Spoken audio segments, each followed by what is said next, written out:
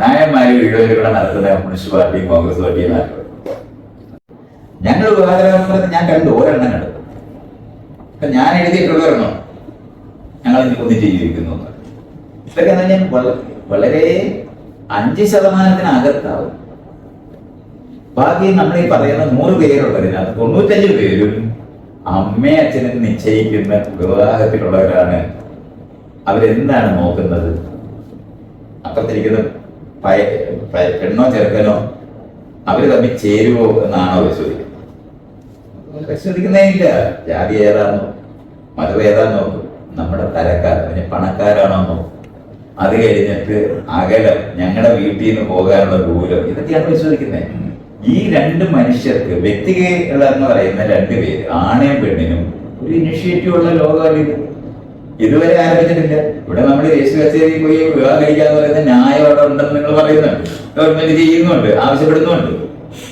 പക്ഷെ അവിടെ രജിസ്റ്റർ ചെയ്യുന്നവരുടെ എണ്ണം എന്ന് പറയുന്നത് 100-നകത്ത് 5. ആ 5 പേരും ഒന്നിച്ച് ജീവിക്കാനായിട്ട് അനുവദിക്കാതിരിക്കുന്നതിന് എല്ലാ പണിയും ചെയ്യുന്ന അമ്മയും അച്ഛന്മാരും കൂടെ ഉള്ള നാടാണ് നമ്മൾ. അല്ലാതെ ഇവർക്ക് സ്പെഷ്യൽ ആയിട്ടുള്ള സ്ഥലമില്ല. അതുകൊണ്ട് നിങ്ങൾ ഈ നാട്ടിനകത്ത് മാറ്റം വന്നു എന്ന് പറയുന്നത് ഞാൻ നേരത്തെ പറഞ്ഞില്ലേ, ആരെങ്കിലും വരുമ്പോൾ പെട്ടെന്ന് ഓടി അവിടെ അതൊരു തുണിയെടുത്ത് വിരിക്കുന്നത് പോലെയാണ് നമ്മുടെ ഭരണഘടന ഈ പറയുന്ന സകല എന്തെല്ലാം വിവേചനങ്ങൾ ഉണ്ടായിരുന്നോ ആ വിവേചനങ്ങളുടെ മുകളിൽ തുണി വിരിച്ചു എന്നുള്ളതേ ഉള്ളൂ. ഇതിന്റെ മുകളിൽ ഈ അന്യകലായിട്ട് ഉണ്ടായത് എങ്ങനെയാണെന്നുള്ളത് ഞാൻ നേരത്തെ അടിമയായിട്ട് വരുന്നവരെ എങ്ങനെയാണ് ആയെന്നുള്ളത് പറയുന്നുണ്ട്. ആ പറയുന്നതിനകത്ത് ഈ ആളുകൾക്ക് സ്വാതന്ത്ര്യം കിട്ടിയാൽ നിങ്ങൾ സ്വാതന്ത്ര്യം ഉപയോഗിച്ചു എന്ന് പറഞ്ഞാൽ ഉപയോഗിക്കാനുള്ള അറിവ് ലോകത്തില്ല, അതിനുള്ള റിസോഴ്സസ് ഇല്ല. ഇവിടെയാണ് ഭരണഘടനാപരമായി ഈ താഴ്ത്തട്ടിൽ ഉണ്ടായതായിട്ട് വെച്ചിരുന്ന മനുഷ്യർ, അവർ താഴെയുള്ളവരൊന്നും അല്ല, അവരെ അങ്ങനെ ആക്കിയതാണെന്ന് നമ്മൾ അറിയണം. ലോകത്ത് ഒറ്റ മനുഷ്യകുലമേ ഉള്ളൂ, ഒരു വ്യത്യസ്തമായിട്ട് സൃഷ്ടിച്ചതല്ല, ആക്കിയെടുത്തതാണെന്ന് അറിയേണ്ടതുണ്ട്. ആ ആക്കിയെടുത്ത ആൾക്കാർക്ക് സവിശേഷമായ പ്രൊട്ടക്ഷൻ കൊടുക്കാതെ, നേരത്തെ പറഞ്ഞ ഒരിക്കലും സ്വാതന്ത്ര്യം അനുഭവിച്ചിട്ടില്ലാത്ത ഒരാളോട് സ്വാതന്ത്ര്യത്തോടെ പെരുമാറാനായിട്ടുള്ള അവകാശം കൊടുത്താൽ അവർക്ക് ചെയ്യാൻ പറ്റാതിരിക്കുന്ന അതേ കാരണമാണ്. ഇതിനാണ് അവർക്ക് സവിശേഷമായ ആനുകൂല്യങ്ങൾ കൊടുക്കുന്നതിനാണ് സംവരണം. ഈ സംവരണം കൊടുക്കുന്നത് ജാതി പുനരുത്പാദിപ്പിക്കുകയാണെന്ന് വയ്ക്കുന്ന ആർഗ്യുമെന്റ് ആണ് വേടൻ. ഈ വിവേചനങ്ങൾ ഇവിടെ ഉണ്ട്, എല്ലായിടവും ഉണ്ട്, ഇത് ഒളിച്ചു വെച്ചിരിക്കുകയാണ് എന്ന് പറയുന്നത് കമ്മ്യൂണിസ്റ്റുകാർ ഉണ്ടാക്കിയതാണ്. ഈ എന്താണ് ലക്ഷം വീട് കോളനി എന്ന് അറിയണം, തുല്യതയ്ക്ക് വേണ്ടി ഉണ്ടാക്കിയതാണല്ലോ കമ്മ്യൂണിസം. പിന്നെ കമ്മ്യൂണിസ്റ്റ് പാർട്ടി എങ്ങനെയാണ് ലക്ഷം വീട് കോളനി ഉണ്ടാക്കുന്നത്? കോളനി എന്നുള്ള വാക്കും മറക്കരുത്. എങ്ങനെ ഉണ്ടാകും? നായന്മാരും ഇഴവരുകളെ നടത്തുന്ന കമ്മ്യൂണിസ്റ്റ് പാർട്ടിയും കോൺഗ്രസ് പാർട്ടിയും നടത്തുന്ന അവര് പൗരരാണെന്നും ഞങ്ങളെല്ലാം തുല്യരാണെന്നും ഒക്കെ പറയുമ്പോഴേ എങ്ങനെയാണ് ഒരു വിഭാഗം, അടിസ്ഥാന വിഭാഗം എന്നൊക്കെ പറഞ്ഞ വാക്കൊക്കെ പറഞ്ഞു തുടങ്ങിയിട്ട് അവർക്ക് താമസിക്കാൻ ഒരു സ്ഥലം കണ്ടുപിടിക്കുമ്പോൾ ആരും സ്ഥലം കൊടുത്തിട്ടില്ല. ഏറ്റവും മോശം എവിടെയെങ്കിലും ഒരു മൂലയിൽ ഒരു സ്ഥലം കൊടുത്തിട്ട് അവിടെ ഒരു കോളനി ഉണ്ടാക്കിയാണ് അവരെ വീടുള്ളവരാക്കി, അല്ലാതെ മറ്റുള്ളവരുടെ കൂട്ടത്തിൽ താമസിപ്പിക്കുന്നവരാക്കി മാറ്റാൻ കമ്മ്യൂണിസ്റ്റ് പ്രസ്ഥാനത്തിന് കഴിയാതെ പോയൊരു സമൂഹത്തിലാണ്. മറ്റേ എല്ലാ കമ്മ്യൂണിസ്റ്റ് പ്രസ്ഥാനത്തിന്റെ എല്ലാ ആശയങ്ങളും തുല്യതയായി, ഒരു സംശയം നോക്കില്ല. പക്ഷെ അതിന്റെ എക്സിക്യൂഷൻ വന്നത് ഇങ്ങനെയായിരുന്നു. ഇത് നിലനിന്നിരുന്ന ജാതി വിവേചനങ്ങളുള്ള തട്ട് സമൂഹത്തിന്റെ യുക്തികൾക്ക് അപ്പുറത്തോട്ട് നമ്മുടെ നാട്ടിൽ സംഭവിച്ചിട്ടുണ്ട്. അതുണ്ടെന്ന് പറയുന്ന അംബേദ്കറും അതുണ്ടെന്ന് പാടിയ വേടനും ജാതി ഉണ്ടാക്കാനാണെന്ന് ഗാന്ധി പറയുന്നവരാണ് ഇപ്പം. ഗാന്ധി കൃത്യമായിട്ട് നിങ്ങളുടെ ഫ്രണ്ട്സിനെ ഒന്നും തെരഞ്ഞെടുക്കാനായിട്ട് നിങ്ങൾക്ക് പറ്റത്തില്ല, അവർ കേട്ടത്തില്ല. ഇയാൾ പോയിട്ട് ഒരു ബ്രാഹ്മണ കുടുംബത്തിൽ ഫ്രണ്ട് ആകാൻ ശ്രമിച്ച സമ്മതിക്കത്തില്ലല്ലോ. ഇയാൾ ആരോട് പറയാൻ? അതുകൊണ്ടാണ് ഞാൻ ചോദിച്ചത്, ഇയാൾ ഈ വെജിറ്റേറിയനായ ആളിന് വീട് കൊടുക്കുന്ന നാടല്ലേ? എഴുതി വെച്ചിട്ടുണ്ടോ? എഴുതി വെച്ചിട്ടുണ്ടോ? ഇയാൾ അവിടെ പോയിട്ട് ഫ്രണ്ട്ഷിപ്പിന് ഇയാള് 2 കൊഞ്ച് മേടിച്ചോണ്ട് പോകാൻ പറ്റുമോ? ഇയാളെ വീട്ടിൽ കയറിയാൽ ഇയാള് കൊഞ്ച് തിന്നാൻ പറ്റില്ല. അത് തന്നെയാണ് പറയുന്നത്. അയാൾ വീടല്ലത്. അയാൾ അത് തന്നെയാണ് മനസ്സിലാക്കേണ്ടത്. ഇതിനെയാണ് ജാതി എന്ന് പറയുന്നത്. ഒരു വ്യക്തിയുടെ ബന്ധമല്ല.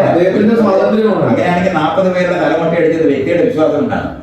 ഞാൻ പറയുന്നത് പുതിയ മര്യാദ ഇതാണ്. മര്യാദയില്ല. അവനവന് നിങ്ങളിപ്പോ എന്റെ കൂടി ഇരിക്കാൻ, ഞാൻ നിങ്ങൾ എന്റെ കൂടി ഇരുത്താനായിട്ട് എന്ത് ന്യായമാണെന്നാണ് നിങ്ങൾ എന്റെ കൂടി ഇങ്ങനെ ഇരിക്കുന്നത്? എന്ത് ന്യായം കൊണ്ടാണ് നിങ്ങൾ ഇരിക്കുന്നത്? ഈ ന്യായമൊക്കെ നാട്ടിലെ ന്യായമാണെങ്കിൽ നിങ്ങൾ തറയിലിരിക്കാൻ ബാധ്യത.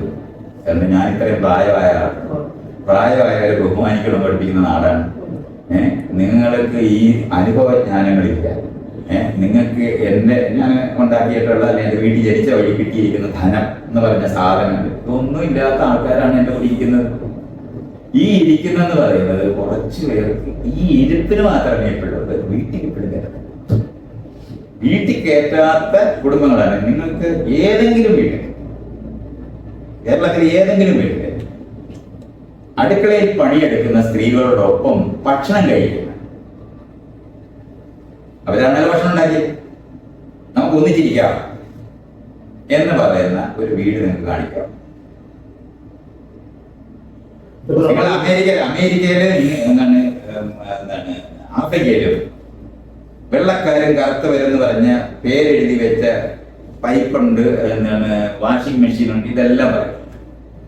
ഈ പറയുന്നത് വീടിന്റെ പുറകിൽ കൂടെ വന്ന് ജോലി ചെയ്ത് അവര് ഉപയോഗിക്കുന്ന പാത്രവും അവരുപയോഗിക്കുന്ന കക്കൂസും അവരുപയോഗിക്കുന്ന സാധനം നിലനിർത്തുന്ന വീടല്ലാതെ ആധുനിക വീട്. ഞാൻ ഈ പറയുന്നത് ഇവിടുത്തെ ഗേറ്റഡ് കമ്മ്യൂണിറ്റി എന്ന് പറയുന്ന അപ്പാർട്ട്മെന്റ് ഹൗസിനകത്ത് മെയ്ഡ്സ് കയറി വരാനായിട്ട് വേറെ വഴിയിട്ടിരിക്കുന്ന നാടല്ലേ ഇത്? അങ്ങനെ അല്ലാത്ത വീഡിയോകളൊന്നും കാണിച്ചതാണോ? എന്തിനാണോ ഇതൊക്കെ? പഴയ കാലോ? പുതിയ ഒരു വീട് കാണിച്ചാൽ മതി. പുറവശത്ത്, വീടിന് പുറവശത്ത് നീ അങ്ങ് അകത്ത് കയറിപ്പോ എന്ന് പറഞ്ഞിരുന്ന സ്ത്രീ പുരുഷ ബന്ധം നിലനിർത്തിയിരുന്ന സമൂഹത്തിനകത്തെ വീടാണ് ഇപ്പോഴും വെച്ചോണ്ടിരിക്കുന്നത്. എവിടെ ഒരിടത്തും പറഞ്ഞിട്ടില്ലാത്ത കാര്യമാണ് ഞാൻ പറഞ്ഞിരിക്കുന്നത്. തന്റെ വീട്ടിൽ പണിയെടുക്കുന്ന സ്ത്രീകളോടൊപ്പം ഇരിക്കുന്ന, സ്വന്തം ഭാര്യയോടൊപ്പം ഇരിക്കുന്നു എന്നുള്ളത് പോലും ചോദിക്കേണ്ടി വരും. അത് ഞാൻ ചോദിക്കാതിരിക്കുന്നത് എനിക്ക് അങ്ങനെ അല്ലെന്ന് അറിയുന്നു. ഇയാൾ വ്യക്തിപരമായി നിങ്ങളെ കോർണർ ചെയ്യുന്നതല്ല. ഇവിടെ ഉണ്ടാക്കുന്ന വീടുകൾ, ഇന്നലെ ഉണ്ടാക്കിയ വീടിനൊക്കെയാണ് വർക്ക് ഏരിയ പുറകില് പുറകിലൂടെ വളരെ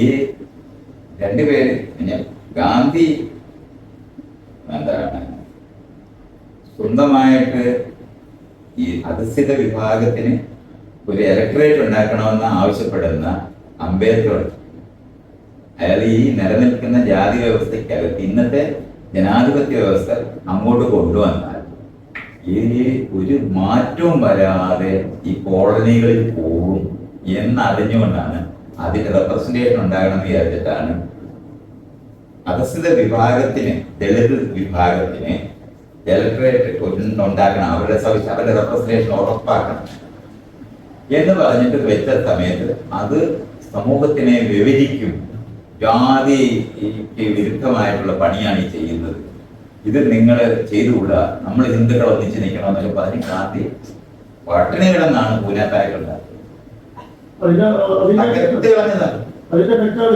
അതാണ് ഈ കൊടലിയിൽ തുടരും ആൾക്കാർ. മറ്റേതെങ്ങനെയല്ല റെപ്രസെന്റേഷൻ ഉറപ്പാക്കിയാൽ അന്ന് ആ ഭരണഘടനയ്ക്കകത്ത് സവിശേഷമായ സംവരണ കാര്യങ്ങൾ വെച്ചത് പോലും ഇന്നും നടത്തിയത്. ഞാൻ പറയുന്നത് റെപ്രസെന്റേഷൻ ഉറപ്പാക്കണം എന്ന് പറയുന്നത് ഇയാൾ അതൊക്കെ വായിക്കും പഠിക്കുകയും ചെയ്യാത്തവനാണ്. ഞാൻ ജാതി സമൂഹം നിലനിൽക്കുക, ഏറ്റവും ദരിദ്ര വിഭാഗമായിട്ട് നിൽക്കുന്ന, താഴെ തട്ടിലാക്കി വെച്ചിരിക്കുന്ന വിഭാഗത്തിന്റെ റെപ്രസെന്റേഷൻ പാർലമെന്റിൽ ഉറപ്പാക്കണം എന്ന് ആവശ്യപ്പെട്ടിട്ടാണ് അവർ തന്നെ നേരിട്ട് അവരുടെ പ്രതിനിധിയെ തെരഞ്ഞെടുക്കണം. ജനറൽ കാറ്റഗറി നിർത്തിയാൽ ഒരിക്കലും അവർക്ക് ആര് വോട്ട് കൊടുക്കത്തില്ല എന്ന് അറിയുന്നവർ.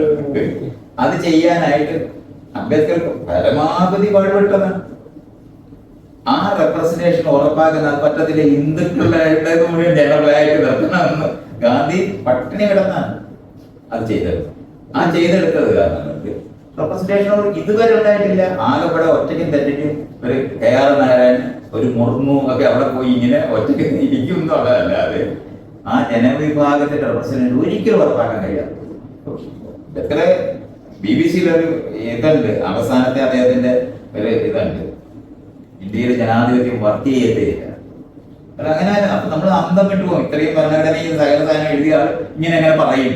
കാരണം ഈ യാഥാർത്ഥ്യം തിരിച്ചറിയേണ്ടത് അതെങ്ങനെയാണെന്ന് ചോദിക്കാം. എങ്ങനെയാണ് ഈ ഇത് നിലനിർത്തുന്നത്, ഈ സിസ്റ്റം നിലനിർത്തുന്നതെന്ന് പറയുന്നത്? ജനറൽ ആയിട്ട് എല്ലാവരും ന്യായമായി ചെയ്യുന്നു എന്ന് വരുത്തുന്നത്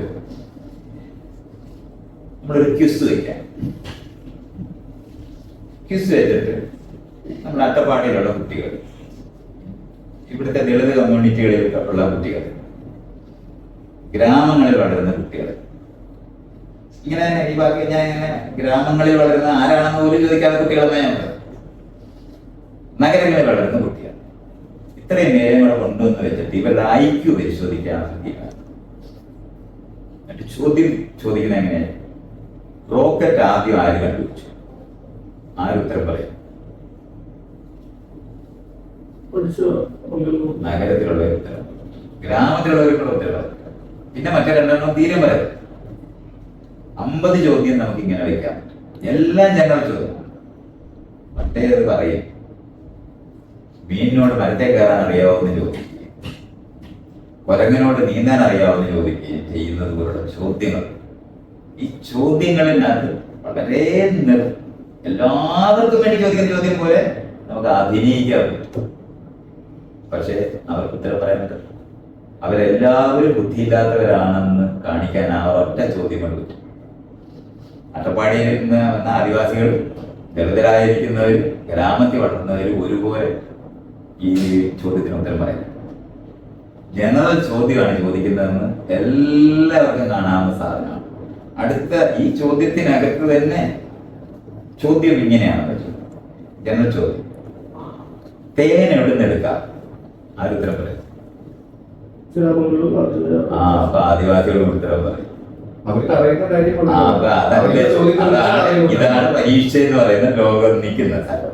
അപ്പൊ നമ്മൾ മനസ്സിലാക്കാൻ അത് ഞാനിത് പ്രോസസ്സായി ഞാൻ ഈ പറയുന്നേ. ഈ കഴിഞ്ഞ 75 വർഷമായിട്ട് ചന്ദ്രനിൽ പോകുന്നത് എങ്ങനെയാണെന്നുള്ള ചോദ്യമാണ് ഈ ക്ലാസ് റൂമുകൾ ചോദിച്ചോണ്ടിരിക്കുന്നത്.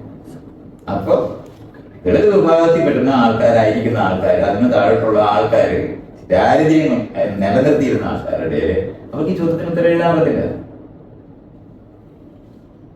എൻട്രൻസ് എക്സാമിനേഷൻ എന്നൊക്കെ പറയുന്ന സാധനങ്ങളൊക്കെ ഇല്ലേ, ഓരോ സ്ഥലങ്ങളിൽ ഇത് ചെയ്യും.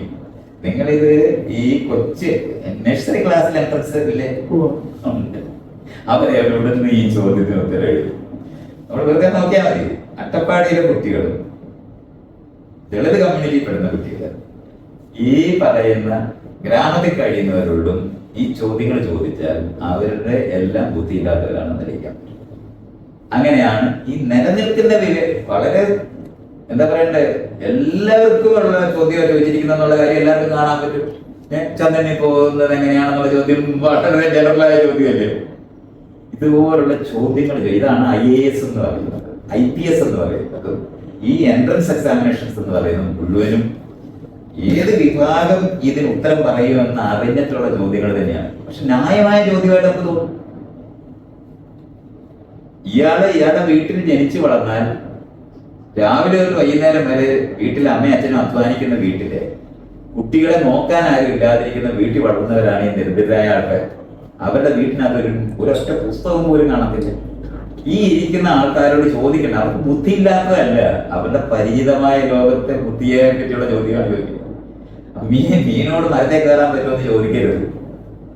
IQ ടെസ്റ്റ് ചെയ്യുന്നത് അങ്ങനല്ല. ലോകത്തെ സകല IQ ടെസ്റ്റുകളും എങ്ങനെയാണ് ആളുകളെ ഒഴിവാക്കാൻ പറ്റുന്നതിന് വേണ്ടി ഡിസൈൻ ചെയ്തിട്ടുള്ളതാണ്. ബുദ്ധിയില്ലാത്ത ആളാണെന്ന് തെളിയിക്കാൻ വേണ്ടിയാണ്. ബുദ്ധി എന്ന് പറയുന്നത് ഈ പൊതുവായ എന്ന് പറഞ്ഞാൽ നഗരത്തിൽ ഇരിക്കുന്നവർക്ക് അറിയുന്ന ചോദ്യങ്ങൾ ആണ് ബുദ്ധിപരമായ ചോദ്യം എന്ന് തോന്നുന്നു. അങ്ങനെ അവരുടെ മുന്നില് കൊടുക്കുന്ന ചോദ്യം ഈ ആളിന് ഈ ഉത്തരം പറയാൻ പറ്റില്ല എന്ന് അറിയുന്നതുകൊണ്ട് തന്നെ ചോദ്യം. ഇങ്ങനെ ചെയ്ത് നിലനിൽക്കുന്ന സകല വിവേചനങ്ങളെയും തുടർന്ന് ഉറപ്പാക്കിയ സമൂഹത്തിലാണ് നമ്മൾ ജീവിച്ചുകൊണ്ടിരിക്കുന്നത്.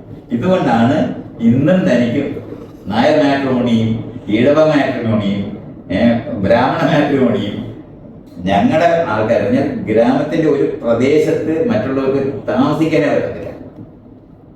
നിങ്ങൾ സെക്രട്ടേറിയറ്റിലൊക്കെ പോയി നോക്കിയാൽ മതി, ഇവിടുത്തെ കോടതികളിൽ നോക്കിയാൽ മതി, IAS പറ്റി നോക്കിയാൽ മതി. 99% പേരും ബ്രിട്ടീഷുകാരുടെ കാലത്തിരുന്നവരുടെ മക്കളുടെ സ്ഥലങ്ങളാണ്. 400 കുടുംബമുണ്ട് ഇന്ത്യയിലെ ജഡ്ജിമാരാണ്. തമാശക്ക് ഇടയ്ക്ക് പറയുന്നതാണ്, അമ്മാവൻ ജഡ്ജി അല്ലാത്ത ഒരു ജഡ്ജിയും ലോകത്തില്ല, ഇന്ത്യയിലില്ല. 10% നേരത്തെ വരച്ച സംവരണം വെച്ചിട്ട് നിർബന്ധമാക്കി വെച്ച സ്ഥലത്ത് ഉള്ള 10 പേരാ, 90 പേരും അമ്മാവന്മാരുടെ മക്കൾ അനന്തരവന്മാരാണ് ജഡ്ജിമാർ.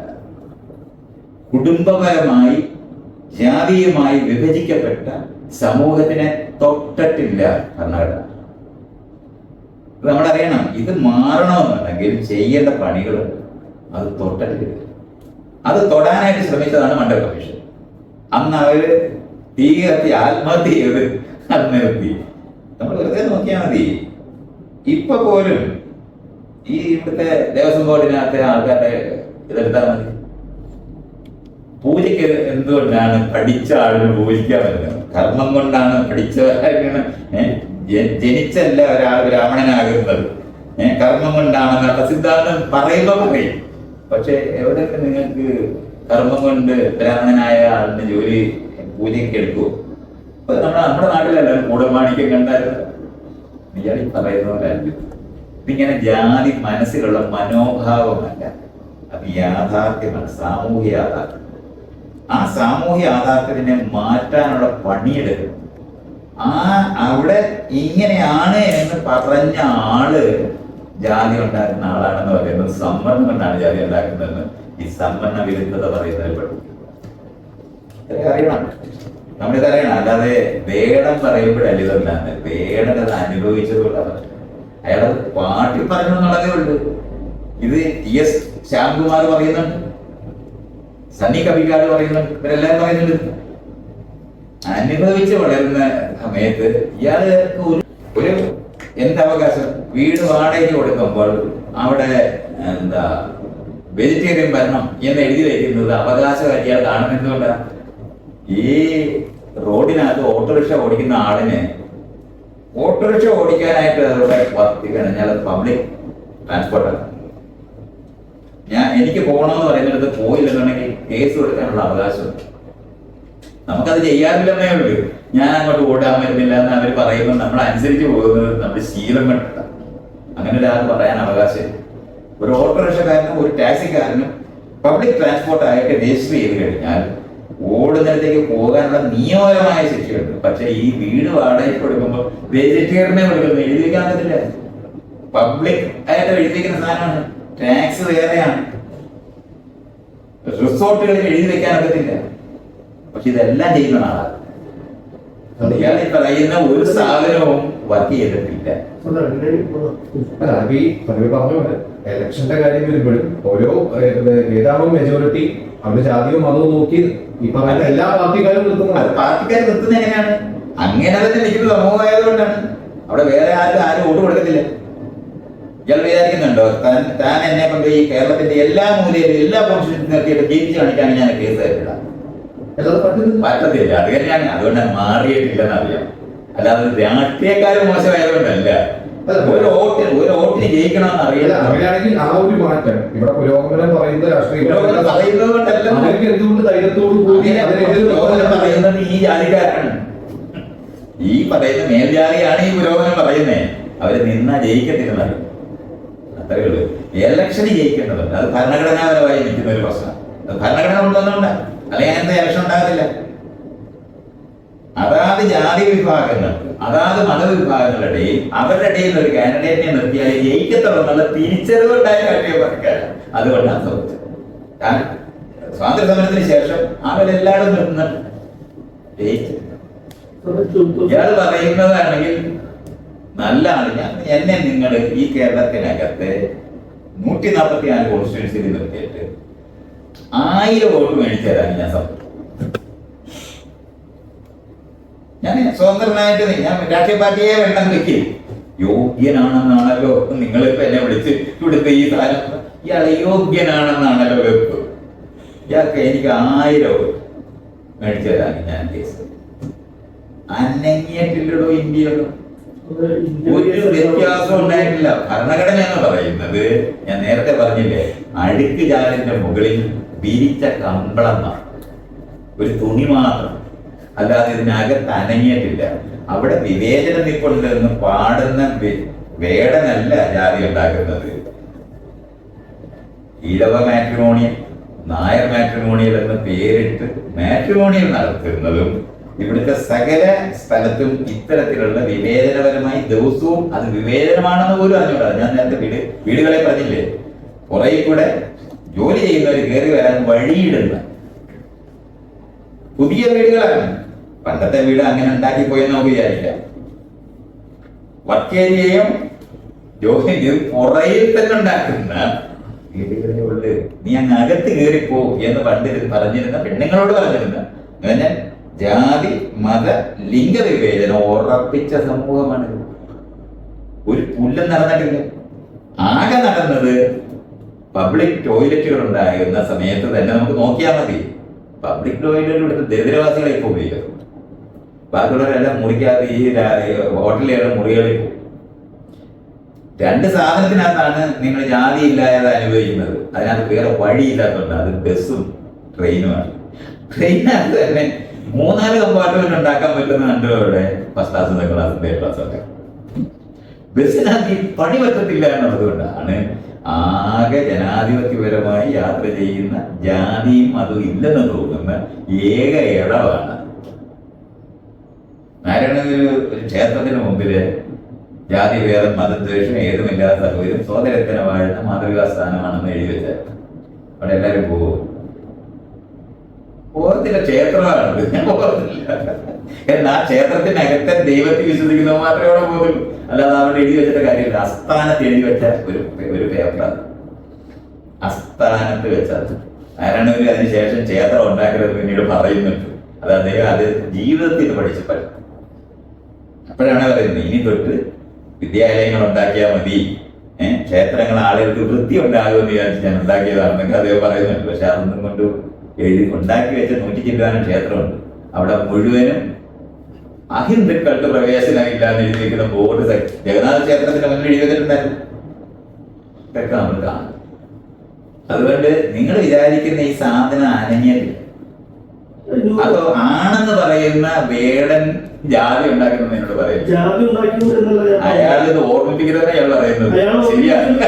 അയാൾ ഓർമ്മിപ്പിക്കേണ്ട വരുന്നത് എന്തുകൊണ്ടാ? അനുഭവിക്കുന്നുണ്ടാ. താൻ അനുഭവിക്കാതെ താനൊരു അടിമയായോണ്ടാ അത് പറയാത്തത്. തനിക്ക് ഇതെല്ലാം ഈ വിവേചനം മേളിലുള്ളവനെ തനിക്ക് കല്യാണം കഴിക്കാൻ മേളിലുള്ളവരോട് SC ST-യുടെ കല്യാണം കഴിക്കത്തില്ലെന്നാണല്ലോ ഈ മാട്രിമോണിയലിനകത്ത്. എന്താ പറഞ്ഞാൽ ആരെയും ഞങ്ങൾ കല്യാണം കഴിക്കും, SC ST ഒഴികെ. ഈ പരസ്യമുള്ള നാട്ടിൽ തന്നെ അയാൾ ഇത് പറയുന്നേ. ആരോട് പറയുന്നത്? വേടനാണ് ഡോക്ടർ. അയാൾ ഡയഗ്നോസ് ചെയ്തത്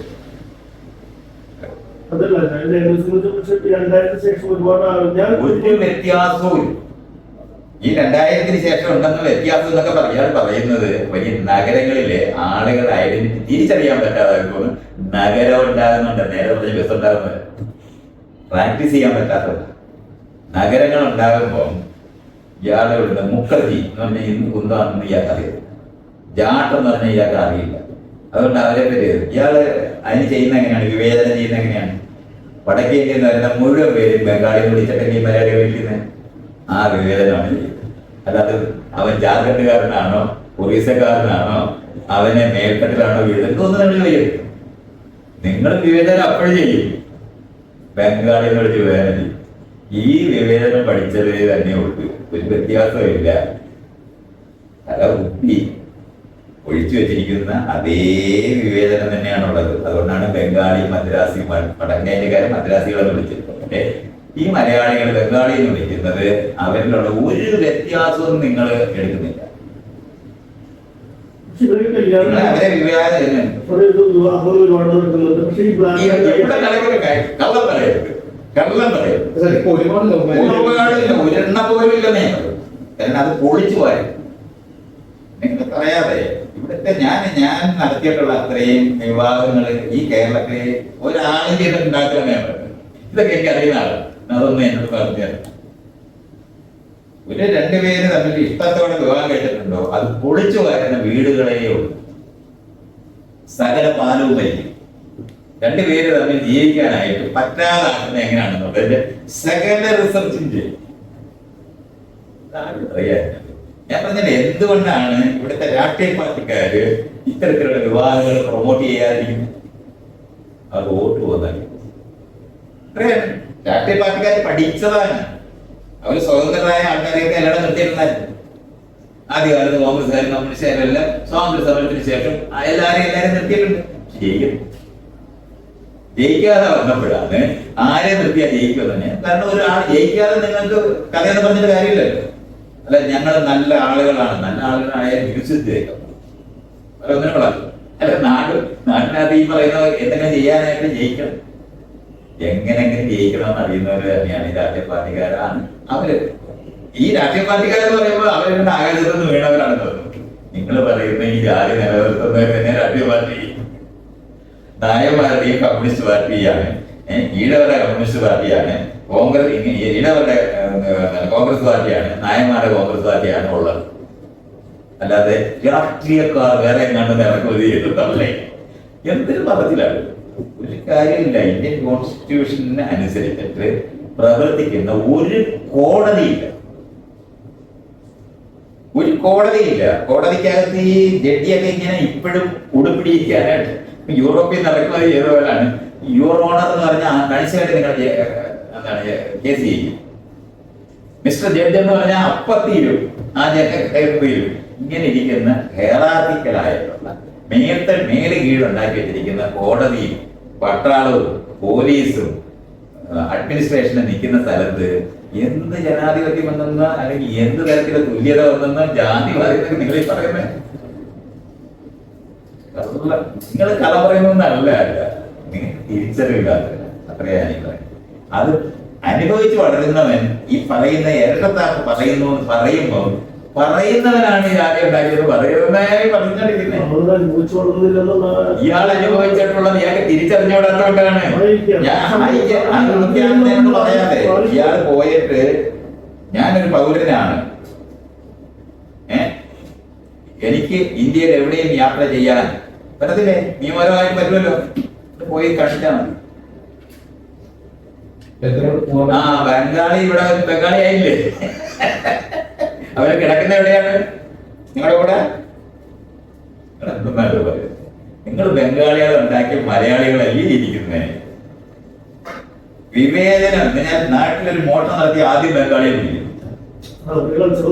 അവരുടെ കൾച്ചർ എങ്ങനെ ഉണ്ടായിരുന്നു? മനുഷ്യന്റെ കൾച്ചർ അല്ലേ ഉള്ളത്. അവരുടെ കൾച്ചർ എങ്ങനെ ഉണ്ടായത്? അവരാണോ ജാതി?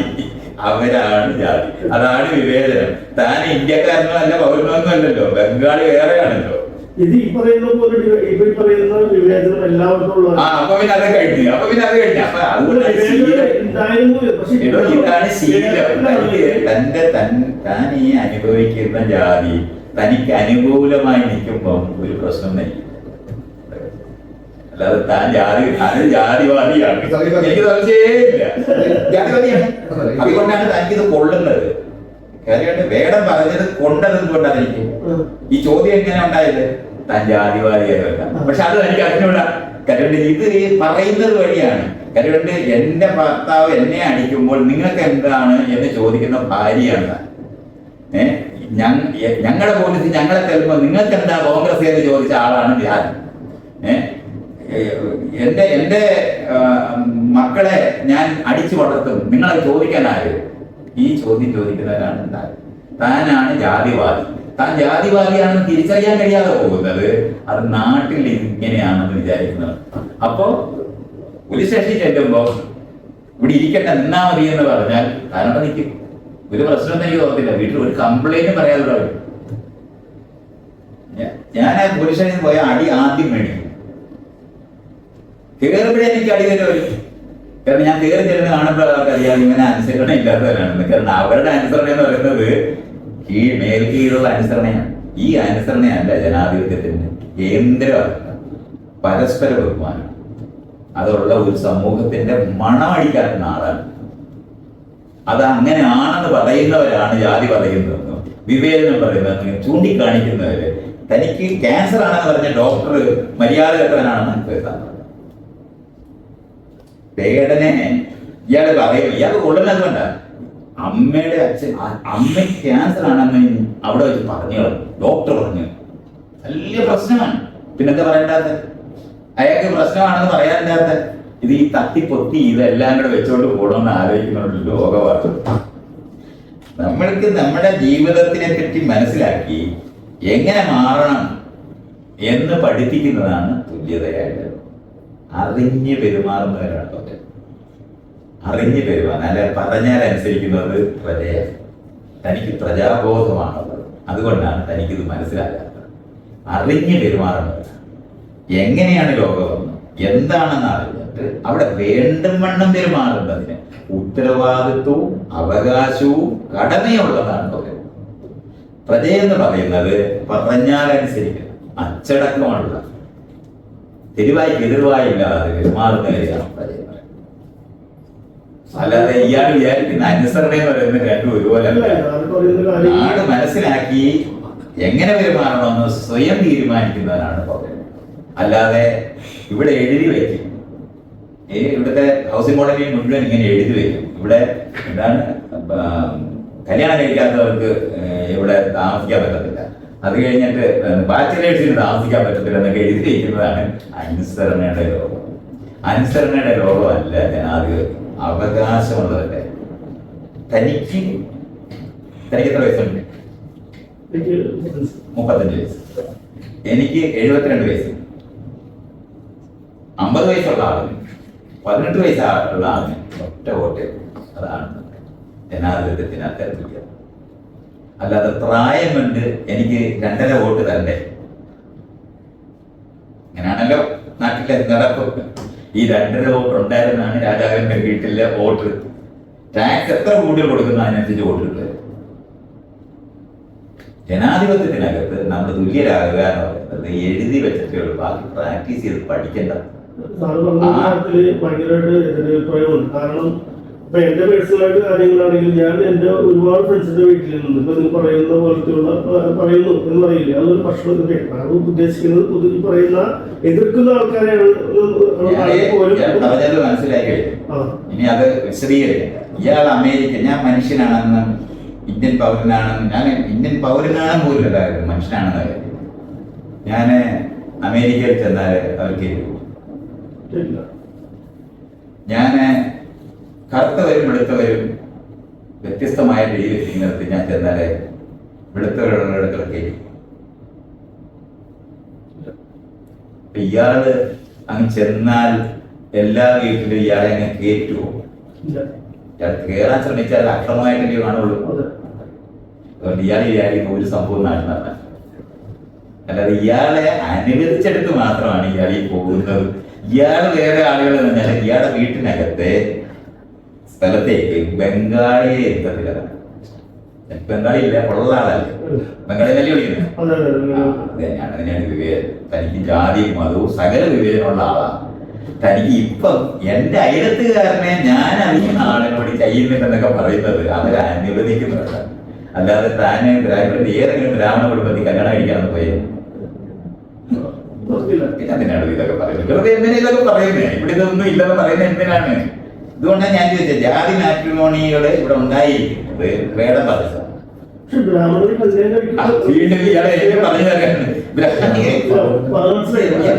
പറഞ്ഞ് മനസ്സിലാക്കി കഴിഞ്ഞാൽ പിന്നെ അതിന്റെ വേണ്ടി എങ്ങനെ വെറുതെ അവരെ എക്സ്കമ്മ്യൂണിക്കേറ്റ് ചെയ്യും. വെറുതെ അതും ഇതും പറയാതെ അങ്ങനെ ചെയ്യാതെ. അതുകൊണ്ടാണ് ഞാൻ ഇയാളെ ചീത്ത പറയുന്നത് വഴക്ക് പറയുന്നത് തെറ്റിക്കാതെ. ഇത് പറയുന്നത് നാട് ഇങ്ങനെയാണെന്ന് താൻ അറിയേണ്ടതുണ്ട്. ജാതി വാല് വെക്കുന്നത് എന്തിനാണ്? അതാണ്, അതിനെയാണ് സംവരണം എന്ന് പറയുന്നത്. യഥാർത്ഥ സംവരണം അതാണ്. ജാതി കൊണ്ട് ദുഃഖം അനുഭവിക്കുന്ന ഒരു ജാതി പേര്. അപ്പൊ ഇവിടെ എന്തെങ്കിലും മാറ്റം വന്നതായിട്ട് ഇതുകൊണ്ടാണ് ഈ പട്ടാളത്തിലും ഈ പറയുന്ന സെക്രട്ടേറിയറ്റിലും ഈ പറയുന്ന ജാതിവാലുള്ളവരെയും അതാണ് സംവരണപരമായ പേപ്പർ നോക്കുമ്പോൾ പേര് നോക്കാതാക്കുന്ന ഒരു പണി നമ്മൾ ചെയ്യാറി. പണ്ടൊക്കെ ആണെങ്കിൽ പേര് എഴുതണമായിരുന്നു. ഇപ്പൊ നമ്മൾ അതിനകത്ത് ഫാൾസ് നമ്പർ വയ്ക്കുന്നത് ഈ വിവേചനം ചെയ്യുന്നു എന്ന് അറിഞ്ഞിട്ട് ഗവൺമെന്റ് ഉണ്ടാക്കിയ ഒരു സംവിധാനമാണ്. പക്ഷെ അതും എല്ലാവർക്കും അറിയാം. എവിടെ എപ്പോ അറിയാം? പരീക്ഷയ്ക്ക് എഴുതി നിങ്ങൾ മാർക്ക് മേടിച്ചാലും നിങ്ങൾക്ക് വൈവ എന്ന് പറഞ്ഞ സ്ഥലം, ഇന്റർവ്യൂ എന്ന് പറഞ്ഞ സ്ഥലം, ആ സ്ഥലത്ത് എത്തുമ്പോൾ തന്റെ എത്ര മാർക്ക് താൻ മേടിച്ചാൽ തോക്കുക. ആരോട് പറയുക? PSC കമ്മീഷനും ഇവിടുത്തെ എന്താണ് എൻട്രൻസ് എന്ന് പറയുന്ന സാധനം നേരത്തെ ഞാൻ പറഞ്ഞില്ല. എൻട്രൻസിനകത്ത് എങ്ങനെയാണ് ചെയ്യുന്നത്? ചോദ്യങ്ങൾ വെക്കുന്നത് വഴി ഒരൊറ്റ ആദിവാസി കുഞ്ഞും എൻട്രൻസ് ചെയ്യത്തില്ല. കാരണം അവരുടെ ബുദ്ധി അളക്കാനായിട്ട് ഉപയോഗിക്കുന്ന ടൂള് വേറെ. ഇത്രയും അറിയണം. IAS മുഴുവൻ IASയുടെ മക്കള് തന്നെയായിരിക്കും. അങ്ങനെ പറയാൻ എടുക്കണമെന്ന് പറഞ്ഞപ്പോ എല്ലാവരും വെള്ളം വയ്ക്കുന്ന ആരാണ് വെള്ളം വയ്ക്കുന്ന എന്തുകൊണ്ട്? ഞാൻ ഈ പറയുന്ന യാഥാർത്ഥ്യം പുറത്താണ്. എല്ലാവർക്കും അറിയാം. ഏത് പേപ്പർ മുഴുവൻ നടത്തുന്നില്ല. അപ്പോഴാണ് ഇയാൾ പറയുന്നത് ലോകത്തിൽ പേപ്പറുകൾ മുഴുവൻ നടത്തുന്നത്. വാർത്തകൾ മുഴുവൻ ഒരാളുണ്ടാക്കുന്ന പടച്ചു വിടുന്ന വാർത്തകളല്ലാത്ത ഒരു വാർത്തയും നാം വായിക്കത്തില്ല. അമേരിക്കൻ ഗവൺമെന്റിന് അനുകൂലമായി ചിന്തിക്കാനുണ്ടാക്കുന്ന ന്യൂസുകൾ മാത്രമേ ലോകവ്യാപകമായി വരുന്നുള്ളൂ. ഇന്ത്യൻ ഗവൺമെന്റിനകത്ത് ഈ ജാതീയമായി നിൽക്കുന്ന സമൂഹത്തിന്റെ വാർത്തകളല്ലാത്ത ഒരു വാർത്തയും താനെ ഒരു ന്യൂസിനകത്ത് വായിക്കും. ഞാൻ ഈ വാർത്ത വായിച്ച് പറയാതെ എന്നെ വിളിച്ചിട്ട് ഈ വിഷയം പറയേണ്ടി വരുന്നത് എന്നെ വിളിക്കത്തില്ല ഇവിടുത്തെ മെയിൻ സ്ട്രീം. അത്ര അറിയണം. അവര് വിളിക്കത്തില്ല. അവർക്ക് കയ്യബദ്ധം വരുമ്പോൾ മാത്രമേ ഞാൻ അവിടെ ഉണ്ടാവൂ. അല്ലാതെ ഉണ്ടാകും. ദൂരദർശനം ഒരു കാലം തന്നെ വിളിക്കത്തില്ല. ഞാൻ ഇപ്പൊ എനിക്ക് 35 വർഷമായിട്ട് ഞാൻ തിരുവനന്തപുരത്ത് പൊതുപ്രവർത്തനം ചെയ്യുന്ന കാലമാണ്. ഒരിക്കലും വിളിച്ചിട്ടില്ല. അവർക്കറിയാം എന്നെ അവരെ അനുസരിപ്പിക്കാൻ പറ്റുന്നത്. ഇത് പറയുന്നത് എനിക്ക് അവരെ പേടിയില്ലെന്ന്. നാളെ എന്നെ അടുത്ത ദിവസം കൂടെ വിളിക്കണമെന്ന് വിചാരിക്കുന്നവൻ മാത്രമാണ് ഈ ഇങ്ങനെയാണ് അച്ചടക്കം. എനിക്ക് രണ്ടുപേർക്കും അച്ചടക്കമുള്ളതല്ല. എനിക്ക് അച്ചടക്കമില്ല. എനിക്ക് സ്വയം അറിഞ്ഞ് പെരുമാറുന്നതാണ്.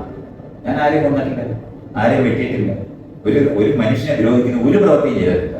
പക്ഷെ ഞാൻ സാമൂഹ്യ വിരുദ്ധനാണെന്ന് പ്രഖ്യാപിക്കുന്ന ഇവിടുത്തെ സകല സോഷ്യൽ മീഡിയയിലും കാണാം. സാറ് പറഞ്ഞു വരുന്നത് ഇപ്പൊ ഇവിടെ ഉണ്ടാക്കുന്ന പല കാര്യങ്ങളും ശരിക്കും പറഞ്ഞൊരു സ്ക്രിപ്റ്റഡ് ആയിട്ടുള്ള ഇവിടുത്തെ സകല ന്യൂസും സകല വിദ്യാഭ്യാസം ജാതീയമായുള്ള, ഇവിടുത്തെ കോടതി മുഴുവൻ ജാതീയമായുള്ള, ഇവിടുത്തെ പോലീസ് മുഴുവൻ ഞാൻ അതിനകത്ത് IPS എന്ന് പറഞ്ഞ വിഭാഗമുണ്ട്. ബാക്കിയൊക്കെ ദരിദ്രവാസികളാണ്. പക്ഷേ സാധാരണക്കാർ അവരാണ് അടി മേടിക്കുന്നത്, തല്ലുകൊള്ളുന്നത്. അവരുടെ അച്ഛനെ അമ്മയെ അടിക്കാനാണ് അവരെ റിക്രൂട്ട് ചെയ്യുന്നത്. സാധാരണ പട്ടാളക്കാർ എല്ലാം ദരിദ്രവാസികൾ. അവരായിരിക്കും അവിടെ വെടികണ്ടി ജാഗ്രത. ഉദ്യോഗസ്ഥരായിരിക്കുന്നവർ മുഴുവനും വളരെ കൃത്യമായിട്ടുണ്ട്. ഇത് ബ്രിട്ടീഷുകാർക്ക് മുമ്പ് തുടങ്ങിയതാണ് ഇതൊക്കെ. അത് അങ്ങനെ തന്നെ തുടർന്നുകൊണ്ടിരിക്കുന്ന ഒരു സമൂഹത്തിനകത്താണ് നടക്കുന്നത്. അപ്പൊ അങ്ങനെയാണെങ്കിൽ ന്യൂസ് ഓക്കെ തെറ്റാണെന്ന് ചോദിക്കുന്നത് ഓക്കെ. ഈ പറയുന്ന ആ ഒരു ആദിവാസി പെൺകുട്ടി ഉദാഹരണം അല്ലെങ്കിൽ ന്യൂസ് ആകുന്നത് ആദിവാസി പെൺകുട്ടി IAS ന്യൂസ് ആകുന്നത് എന്തുകൊണ്ടാണ്? വേറെ ഞാൻ ഇനി പറയാനില്ല. കഴിഞ്ഞത് മറ്റുള്ളവർ IAS ന്യൂസ് ആകത്തില്ലല്ലോ. അപ്പൊ ഇതാണ് അത്ഭുതകരമായി സംഭവിക്കുന്ന ഒരു കാര്യമാണ്. അത് ഇതിന് ഇടയ്ക്കിടയ്ക്ക് ഇപ്പൊ ഇങ്ങനെ മിണ്ടുന്ന എന്നെ പോലെ വായടപ്പിക്കാനാണ് മുർമു അവിടെ ഇരിക്കുന്ന പ്രസിഡന്റ് ആയിട്ട്. അല്ലാതെ വേറെ കാര്യമൊന്നുമില്ല. അത് ഈ കുന്തത്തിന്റെ തുമ്പത്ത് വെക്കുന്ന ബെയ്റ്റ് എന്ന് പറയുന്ന സാധനം. അല്ലാതെ മുർമു എന്ന് പറയുന്ന പ്രസിഡന്റ് എന്തെങ്കിലും അറിഞ്ഞിട്ട് ജീവിച്ചതല്ലത്. അതിങ്ങനെയൊക്കെ ഇങ്ങനെ ചൂണ്ടയിൽ പിടിച്ചിട്ട് പ്രദർശന വസ്തുക്കളാണ്. അത് കണ്ടിട്ട് ജനാധിപത്യം വന്നു എന്നൊക്കെ എന്നോട് പറയുന്നു. ആദിവാസി പോട്ടെ, ഇതുപോലെ തന്നെ ഞങ്ങൾക്ക് അറിയാവുന്ന MAക്ക് പഠിക്കാറ് ഓട്ടോറിക്ഷ പഠിക്കുന്നത് ന്യൂസാണ്. എന്താണ് കുഴപ്പം? ഇവിടുന്ന് പോയിട്ട് അമേരിക്ക പോയി പഠിക്കുന്നതിനെല്ലാം അവിടുത്തെ ഈ ഹോട്ടലെല്ലാം പണിയെടുത്തിട്ടാണെങ്കിലും അവർക്ക് വരുമാനം ഉണ്ടാക്കുന്നത്. അപ്പൊ അതെന്താ ലോസാകാത്ത അവിടെ? അവിടെ കോമൺ ആയി. അത്രേ ഉള്ളൂ. ഇവിടെ അത് ആയിട്ടില്ല. ഇതന്നെ ജാതി മതം നിൽക്കുന്ന സമൂഹമാണെന്ന് പറഞ്ഞത്. ഓട്ടോറിക്ഷ ഓടിക്കുന്നതൊക്കെ എന്തില്ല ഒരു ഒരാൾ ഓട്ടോറിക്ഷയിൽ ഇരിക്കുവാണെങ്കിൽ തന്നെ ഷോക്കായി പടം എടുക്കും. അല്ല, ഓട്ടോറിക്ഷ ഓടിക്കുന്നത് എല്ലാ ജാതിക്കാരില്ലേ, എല്ലാ മതക്കാരും ഇല്ല. അവിടെ എങ്ങനെയാണ് ഇല്ലെന്ന് അതൊരു ഹൈറാർക്കി ജോബിൽ ഞാൻ പറഞ്ഞ എല്ലാ മതക്കാരില് താഴെ അറ്റത്തുള്ളവരാണ്. ഞാൻ വിചാരിക്കുന്നത് ചിലപ്പോ എന്താണ് ക്രിസ്ത്യൻ ജാതി മതത്തിനാണ് ജാതിയില്ലെന്ന് പറയോ? ആവശ്യ ക്രിസ്ത്യാനികളുണ്ട്. എന്താണ് മുസ്ലിങ്ങളിലാണ് ജാതിയില്ലെന്നാണ്.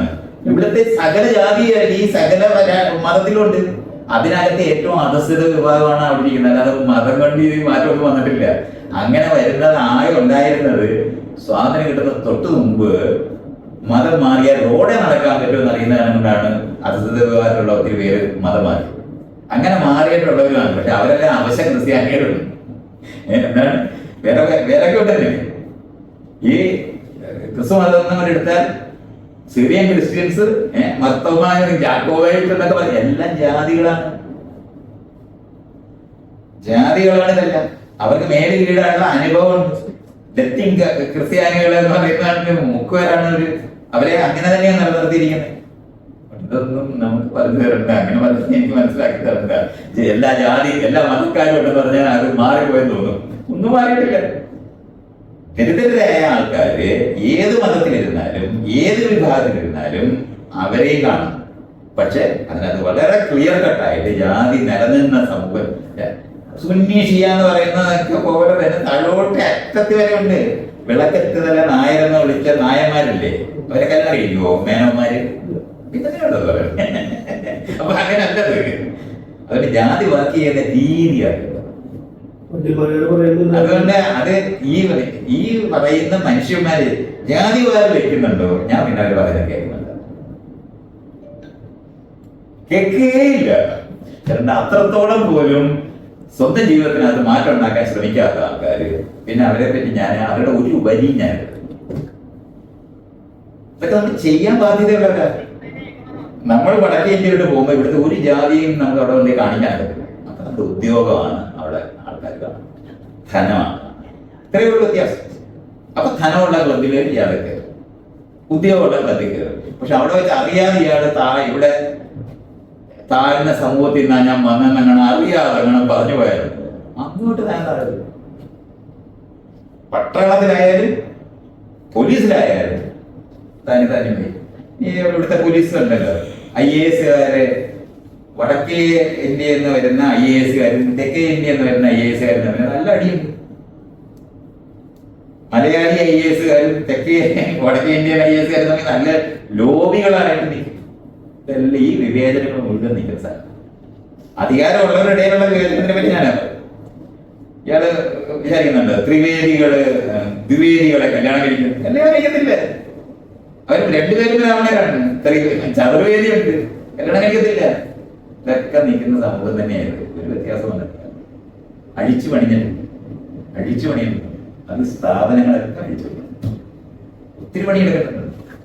രണ്ട് ഇണകൾ അവർക്ക് ഇഷ്ടമുള്ളവരെ വിവാഹം കഴിക്കാൻ അനുവദിക്കുന്നത്. അത് അമ്മ അച്ഛനെ കല്യാണം ആലോചിച്ച് നടത്താൻ പറ്റുന്ന നമ്മുടെ നിയമമാണ്. അമ്മയും അച്ഛനും ആലോചിച്ചാൽ ആ കല്യാണം രജിസ്റ്റർ ചെയ്ത് കൊടുക്കത്തില്ല എന്ന് നിയമഭരണമുണ്ട്. തെരഞ്ഞെടുക്കേണ്ടതുണ്ട്. ആര് തെരഞ്ഞെടുക്കണം? വിവാഹത്തിൽ ഇടപെടുന്നവര് തെരഞ്ഞെടുക്കണം. അവർക്ക് ഇഷ്ടമുള്ളവരെ തെരഞ്ഞെടുക്കണം. മാറും. ഇയാളിപ്പോ കാണുന്ന മാറ്റം എന്ന് പറഞ്ഞാൽ നഗരവൽക്കരണം കൊണ്ട് വരുന്ന മാറ്റമാണ്. ഇയാൾ ജാതി മതം തിരിച്ചറിയാൻ പറ്റാത്ത അത്രയും വലുതായി പോയതായിരുന്നു കൊണ്ട് മാത്രമുള്ള സമാധാനം അറിഞ്ഞു പോയാൽ കഴിയും.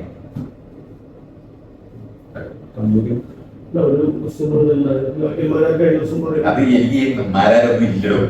പിന്നെ വെറുതെ എന്നെ അതൊന്നും ഉണ്ടാകും. എനിക്കില്ല.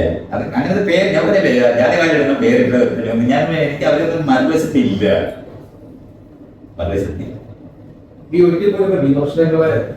പേടിയല്ല, എനിക്ക് അവരെ ഒന്ന് ഞാൻ അവരുടെ നഷ്ടങ്ങൾ സംഭവിച്ചിട്ടുണ്ട്.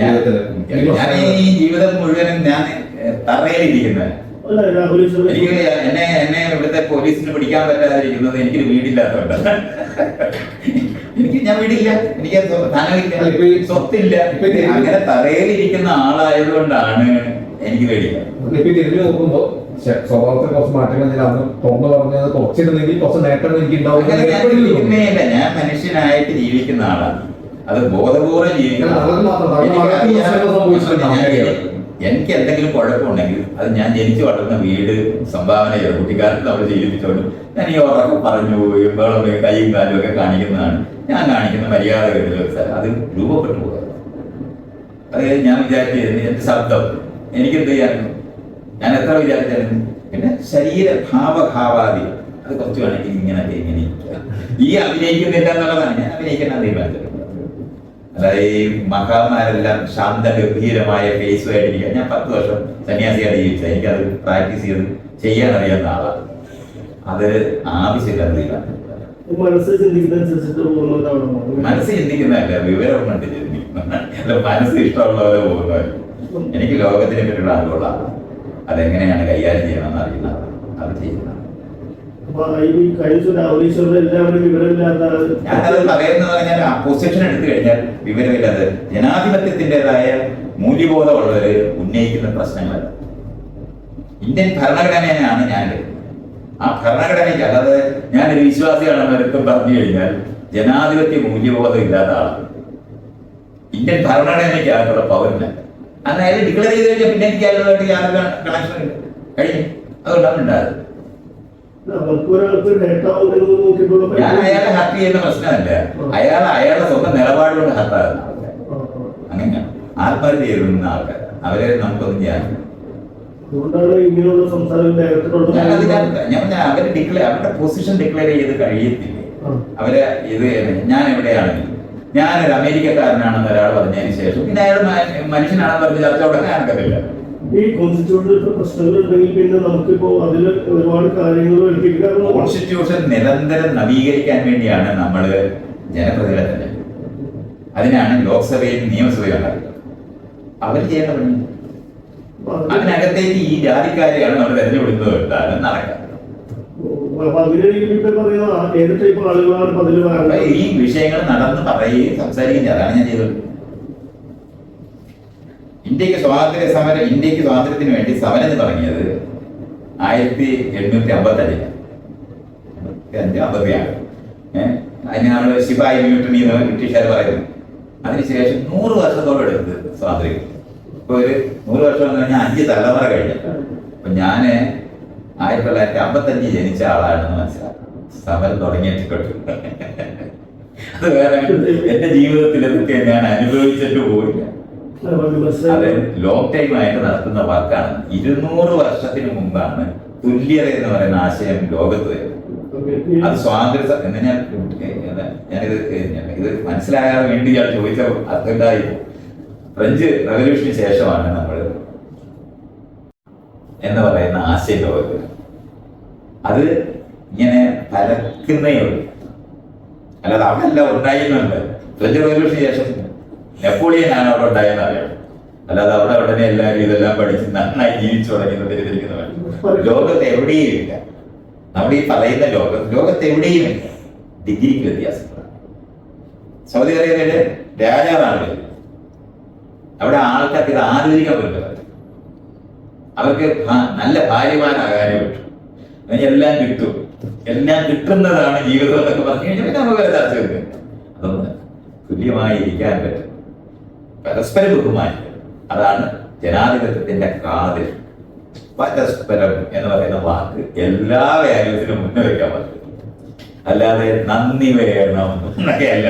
ചോറിന് നന്ദി വേണം എന്ന് പറഞ്ഞാൽ ചോറ് നമ്മുടേതല്ല, പലരും തന്നതാണെന്ന് അനുഭവിക്കാം. ഇങ്ങനത്തെ മേല് കീഴിലുള്ള മൂല്യബോധമല്ല തുല്യമാണ്. അത് നീണ്ട പ്രവർത്തനമാണെന്ന് അറിയുന്ന ജീവിതമാണ്. ഇതുപോലെ സമത്വം പരക്കുന്നുണ്ടെന്ന് തോന്നി തുടങ്ങുന്നതല്ല. ഞാനിവിടെ ഇവിടെ ഇരിക്കുക എന്നത് മാത്രമേ ഉള്ളൂ. പക്ഷെ താൻ ജാതിവാദിയാണെന്ന് അറിഞ്ഞുകൊണ്ട് തന്നെയാണ് ഇരിക്കുന്നത്. അല്ലാതെ എനിക്കില്ല. ഒരു ജാതിവാദിയെ തുല്യത പഠിപ്പിക്കാനുള്ള ശ്രമം മാത്രമാണ് ഇപ്പൊ ഇത്രയും നേരം നമ്മൾ 1 മണിക്കൂർ കൊണ്ട് ചെയ്തത്. പഠിക്കത്തൊന്നുമില്ല. പക്ഷെ എന്തോ പ്രശ്നമുണ്ട് എന്ന് മനസ്സിലാക്കും. നമ്മൾ വിചാരിച്ച പോലെ എല്ലാ കാര്യങ്ങളും മനസ്സിലാക്കുക. അത്രേ നടന്നിട്ടുള്ളൂ. ഇതുകൊണ്ട് നമ്മുടെ ഈ പറയുന്ന സാധനം 1000 പേര് കേൾക്കുമ്പോൾ ജാതി കൊണ്ട്, മതം കൊണ്ട്, ധനം കൊണ്ട്, പദവി കൊണ്ട്, ശക്തി കൊണ്ട് ആനുകൂല്യങ്ങളുള്ളവർക്ക് ഞാൻ പറയുന്നതെല്ലാം വേദനാനുഭവം. അതാണ് ഇതിൽ നിന്ന് ആദ്യം മറ്റുള്ളവരുടെ മുകളിൽ ആധിപത്യത്തിൻ്റെതായ വഴികളാണിതല്ല. ശാരീരികമായ ബലം കൂടുക, സംഘടിതമായ അതേ ബലത്തിനെ ഉണ്ടാക്കുന്നതാണ് സംഘടിത ബലം. അത് കഴിഞ്ഞാൽ ആ സംഘടിത ബലം കൊണ്ട് റിസോഴ്സസ്, വിഭവങ്ങളുടെ മുകളിൽ കൈകാര്യം ചെയ്യുക. ഈ സ്വത്ത് എൻ്റെ അച്ഛൻ്റെ അമ്മയുടെ വകയാണെന്ന് പറയുന്ന വക, രാജ്യം എന്റേതാണെന്ന് പറയുന്ന വക. അത് കഴിഞ്ഞിട്ടുള്ളത് പദവി. അത് രാജാക്കന്മാർ കണ്ടുപിടിച്ചു കൊടുത്താണ്. ഒരു കാര്യമില്ല. ഇവിടെ 1 വര, 2 വര, 3 വര ഇട്ട എന്ത് പറഞ്ഞാൽ ആർക്കും പറഞ്ഞില്ല. ഇവിടെ 2 പതക്കം വെച്ച അവനെ അവിടെ ഇരുത്താൻ പറ്റും. ഇങ്ങനെ ചെയ്തിരിക്കുന്ന മേല് കീഴുള്ള മൂല്യബോധത്തിനുള്ള പദ്ധതികളുണ്ട്. ഇവിടെ ഇപ്പോഴും കൊടുക്കും. പരമവീര ചക്രം കൊടുക്കും, പത്മശ്രീ കൊടുക്കും. ഇതൊക്കെ രാജാക്കന്മാർ കൊടുത്തോണ്ടിരുന്ന സാധനമാണ്. എന്തിനാണ് ഇങ്ങനെയൊക്കെ ഇതൊക്കെ കൊടുത്തോണ്ടിരിക്കുന്നത്? ഇതെല്ലാം അസംബന്ധം പിടിച്ച ഹെയറാർക്കി നിലനിർത്താൻ വേണ്ടിയുള്ള സാധനങ്ങളാണ്. ആ സാധനങ്ങൾ പദവി. ഇത് കഴിഞ്ഞാൽ അറിവിന്റെ ആധിപത്യം. അറിവിന്റെ ആധിപത്യം എന്ന് പറയുന്നത് എനിക്ക് കയ്യിൽ സാധനമൊന്നും വേണ്ട. അതൊക്കെ അറിവ് എനിക്കുള്ളത് കാരണം കൊണ്ടാണ് എനിക്ക് ഈ മറ്റൊന്നും ഇല്ലാതെ എനിക്ക് കൈകാര്യം ചെയ്യാൻ പറ്റുന്നത്. പക്ഷെ അറിവിന്റെ ആധിപത്യം ഞാൻ ഉണ്ടാക്കാനുണ്ടെങ്കിൽ ഞാൻ ഈ പറയുന്ന മറ്റ് സ്ഥാനം, മാനം ഇതെല്ലാം ഞാൻ ഉണ്ടാക്കും. നിങ്ങളതിനെ ഒരിക്കലും ഇവിടുത്തെ ഏതെങ്കിലും ഗവൺമെന്റ് സ്ഥാപനങ്ങളിലെ പ്രസിഡന്റ്, സെക്രട്ടറി ആയിട്ട് നിങ്ങൾ ഒരിക്കലും എന്നെ കാണില്ല. ഇതൊന്നും ഉണ്ടാകില്ല. പ്രശസ്തി ഏറ്റവും അവസാനത്തെ സാധനം അറിയപ്പെടുക എന്നത്. അത് ചെയ്ത് ഇതിപ്പോ ഞാൻ ഇങ്ങനെ സംസാരിക്കുന്നത് കുറച്ച് കാണുന്നതുകൊണ്ടാണ് ഈ അറിയപ്പെടുക എന്ന് പറയുന്നത്. എനിക്ക് ഒഴിവാക്കാൻ കഴിയാത്ത സാധനമാണ് ഞാൻ ഉണ്ടാക്കുന്നതല്ല. അതുകൊണ്ട് കിട്ടുന്ന ആധിപത്യം വരെ അത് ആധിപത്യമായിട്ട് ഉപയോഗിക്കാതിരിക്കുന്ന നിലവാരത്തിലാണ് ഞാൻ ചെയ്യുന്നത്. ഒരു ആധിപത്യം ഞാൻ ഉപയോഗിക്കുന്നത്. നിങ്ങൾ വിളിക്കുമ്പോൾ എന്തിനാണ് വിളിക്കുന്നത് ആരാണെന്ന് ചോദിക്കാതെ നിങ്ങളുടെ തോന്നില്ലെന്നാണ് വിളിക്കുന്നത്. ഒരു ഡിസ്ക്രിമിനേഷൻ. അല്ലാതെ മാതൃഭൂമി എന്നാണോ വിളിക്കുന്നത് അവിടെ ഞാൻ എഴുതത്തുള്ളൂ, പറയത്തുള്ളൂ. മനോരമ എന്നാണോ വിളിക്കുന്നത് അവിടെ മാത്രമേ ഞാൻ ചെയ്യത്തുള്ളൂ പറയുന്ന ഇവിടുത്തെ ബ്രാഹ്മണ അറിവുകാരും അവരുടെ കൊടുക്കുന്ന എല്ലാവർക്കും അവകാശപ്പെട്ട ആളാണ്. പബ്ലിക് ടോയ്ലറ്റ് പോലാണ് അവകാശപ്പെട്ടതാണ്. അത് വൃത്തിയായി സൂക്ഷിക്കാൻ എല്ലാവരും പഠിച്ചാണ്. അതാണല്ലോ ആക്ഷേപകരമായി പറയുന്നത്. ഞാൻ പബ്ലിക് ടോയ്ലറ്റ് പഠിച്ചതാണ്. അല്ലെന്നുണ്ടെങ്കിൽ പബ്ലിക് ആയിട്ടുള്ള ബസ് സ്റ്റോപ്പാണ്, അല്ലെന്നുണ്ടെങ്കിൽ പബ്ലിക് ആയിട്ടുള്ള കുളമാണ്. അവിടെ കുളിക്കണോ, നനയ്ക്കണം, നീന്തണം, കുടിക്കണം എന്നുള്ളത് ഈ വരുന്നവന്റെ സംസ്കാരം അനുസരിച്ച്. മതത്തിനും മനുഷ്യരുണ്ടാക്കിയതാണ് മതം. അതുകൊണ്ട് മനുഷ്യരുണ്ടാക്കിയ സമൂഹത്തിനകത്താണ്. മനുഷ്യരുണ്ടാക്കിയതാണ് രാജ്യം, മനുഷ്യരുണ്ടാക്കിയതാണ് മതം, മനുഷ്യരുണ്ടാക്കിയതാണ് നിലനിൽക്കുന്ന ജാതി. ഗോത്രബോധം മനുഷ്യരുണ്ടാക്കിയതാണ്. അത് തിരിച്ചറിയേണ്ടതാണ്. അത് വേറൊരു വിഷയമാണ്, സൂക്ഷ്മമായിട്ട് പറഞ്ഞത്. അത് ഇനി ഒരിക്കലും നിങ്ങൾ സംസാരിക്കുന്നത്. നേരം ഒരു ജാതിവാദിയോട് സംസാരിച്ചു. ജാതിവാദിയല്ല, അദ്ദേഹം ഒരു മനസ്സിലാക്കി.